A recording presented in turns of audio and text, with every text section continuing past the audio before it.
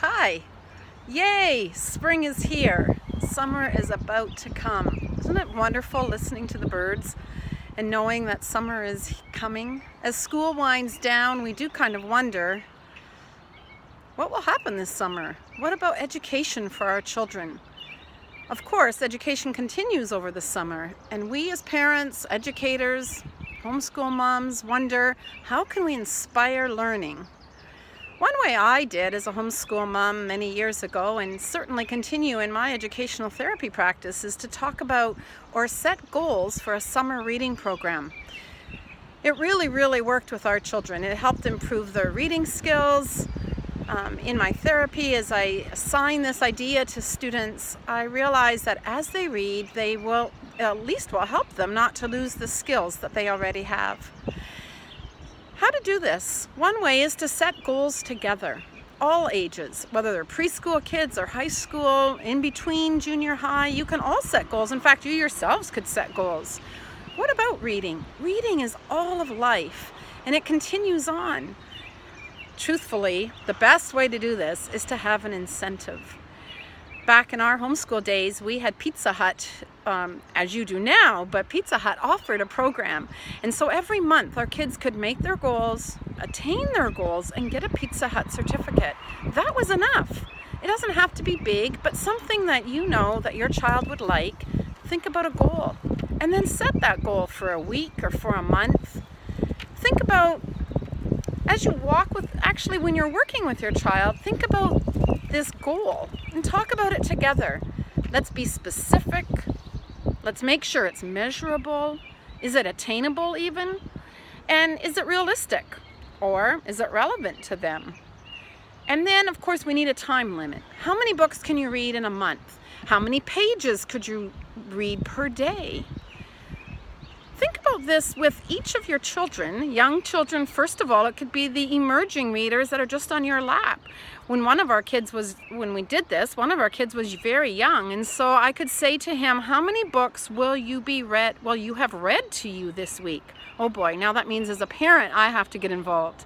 But for sure, we can say, if your child is just learning letters or sounds, you can talk to them about, how many books shall we read this week? Now you might have to limit it, because some of my grandchildren would want to say 10 books every day, and maybe a mom doesn't feel like they have time for that. But think about a specific and realistic goal for each level. What about the novice reader? Think about, this reader who's just learning to read. They're starting to sound out words. Let's find some easy books. Maybe you do a page, I do a page. Or the decoding reader who now knows how to read and can sound out words and just needs more confidence. So make sure to find them books that they can read that will promote confidence. And of course, the fluent reader can always grow in their confidence and understanding and comprehension. I remember doing this with my kids, and the question would be, how many pages? What if there's pictures in the books? Can I count the first page where they dedicate the book to someone? And honestly, I didn't care. I wanted my kids to be familiar with books, have books in their hands. And so try to be flexible. Maybe one time through this whole goal setting process, you have to reevaluate. Like, oops, I thought they could read 100 pages a week, but that's not really possible. And truthfully, they will go to the library and pick books and try to make sure, some of them are going to try to do it so that they don't have to do so many books, and that's okay. We just want them to read. The goal is we set a goal and we meet that goal.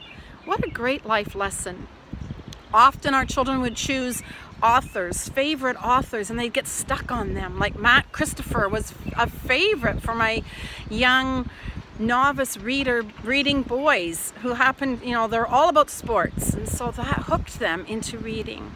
Or one of our children, already as an emergent reader, would go to the library and pick books that had all the medals on them, the Newbery Award winners, the different awards that were given. And so when he saw this award on a book, he knew it was a good one. Maybe your fluent reader can look through all the Newbery winners and pick a couple novels that will really inspire reading for them and get them hooked.